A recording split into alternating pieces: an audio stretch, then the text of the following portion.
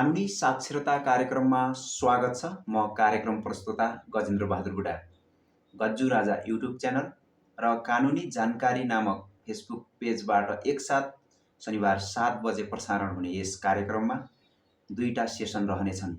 पहिलो सेसनमा हामी कानुनी जानकारी राख्नेछौँ र दोस्रो सेसनमा अघिल्लो एपिसोडमा दर्शक श्रोताले राखेका कानुनी समस्याहरू हामी कसरी समाधान गर्ने त भनेर बाटो देखाउने प्रयास गर्नेछौँ। ढिला नगरी आजको पहिलो सेसनमा हामी प्रवेश गर्ने अनुमति चाहन्छौँ।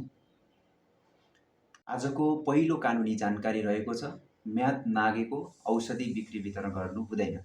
यदि कुनै पनि व्यक्तिले म्याद नागेको औषधि वितरण गर्दछ भने त्यस्तो व्यक्तिलाई 1 वर्ष कैद र 10,000 रुपैयाँसम्म जरिवाना रहने व्यवस्था रहेको छ।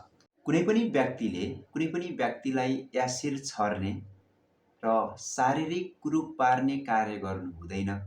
यदि त्यस्तो कार्य गरेमा त्यस्तो व्यक्तिलाई 8 वर्षसम्म कैद र 1 लाखदेखि 5 लाख रुपैयाँसम्म जरिवाना रहने व्यवस्था रहेको छ।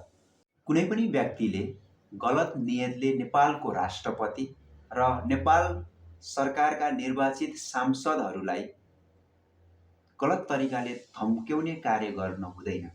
यदि यस्तो कार्य गरेमा त्यस्तो व्यक्तिलाई 7 वर्षसम्म कैद र 70,000 रुपैयाँसम्म जरिवाना रहने व्यवस्था रहेको छ। कुनै पनि व्यक्तिले गोपनीयता विरुद्ध कार्य गर्नु हुँदैन। यदि कुनै पनि व्यक्तिले त्यस्तो कार्य गर्दछ भने त्यस्तो व्यक्तिलाई 2 वर्षसम्म कैद र 20,000 रुपैयाँसम्म जरिवाना रहने व्यवस्था रहेको छ। कुनै पनि व्यक्तिले भिक्षा मागेमा त्यस्तो व्यक्तिलाई 1 महिनासम्म कैद र 10,000 रुपैयाँसम्म जरिवाना रहने व्यवस्था रहेको छ। तर कुनै पनि व्यक्तिले भिक्षा माग्न लगाएमा त्यस्तो व्यक्तिलाई भने 1 वर्षसम्म कैद र 20,000 रुपैयाँसम्म जरिवाना रहने व्यवस्था रहेको छ। मुलुकी अपराध संहिता 2074 को दफा 57 अनुसार नेपालको राष्ट्रपतिलाई कुनै पनि व्यक्तिले अपहरण वा शरीर बन्धकमा राख्न हुँदैन। यदि त्यस्तो कार्य गरेमा त्यस्तो व्यक्तिलाई 10 देखि 15 वर्षसम्म कैद सजाय रहने व्यवस्था रहेको छ। यदि राष्ट्रपतिमाथि आक्रमण भएमा त्यस्तो व्यक्तिलाई 5 देखि 10 वर्षसम्म कैद सजाय रहेको छ। कुनै पनि व्यक्तिले जुवा खेल्नु वा खेलाउनु हुँदैन।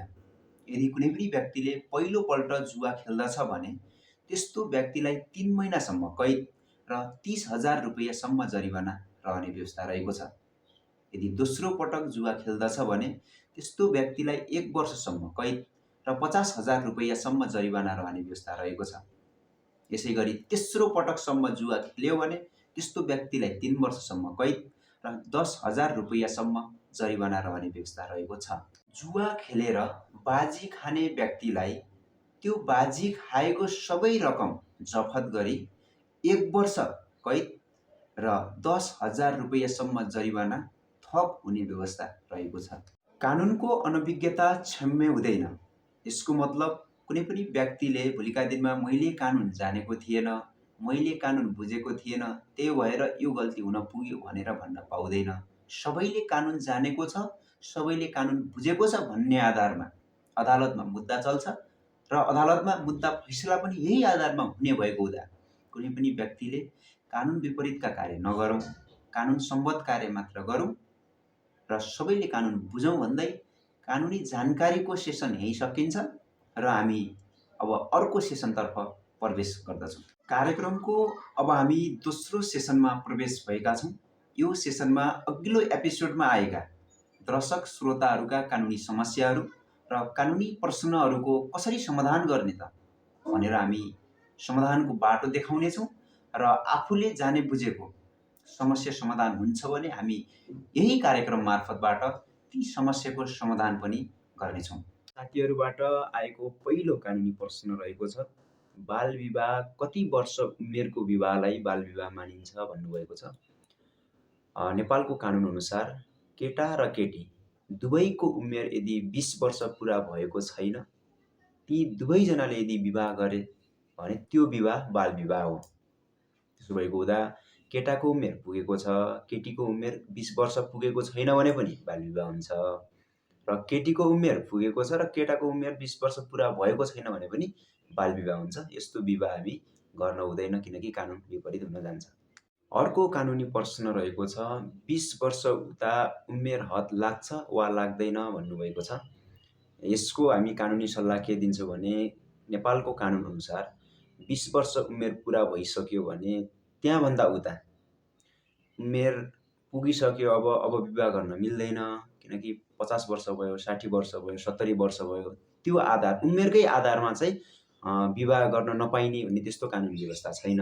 किनकि समाजमा समाचारमा पनि हामी सुन्न सक्छौँ 50 वर्षकोले विवाह गर्नुभयो होइन, 60 वर्षकोले विवाह गर्यो हो। त्यो भएको हुँदा कानुनी रूपमा नै उमेर हद यति भइसकेपछि अब बुढो हुन्छ अनि त्यसपछि विवाह गर्न पाइँदैन भन्ने जस्तो कानुनी व्यवस्था छैन।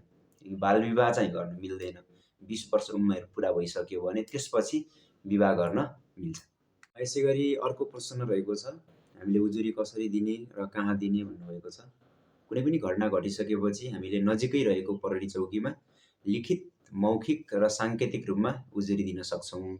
मौखिक रूपमा दिएको जुन सूचना छ, हामीले टेलिफोन मार्फत फोन मार्फत दिएको सूचनाको 7 दिनभित्र चाहिँ जुन चौकीमा चाहिँ आफूले उजुरी दिएको त्यही चौकीमा गएर आफूले शनाखत गर्नुपर्ने हुन्छ।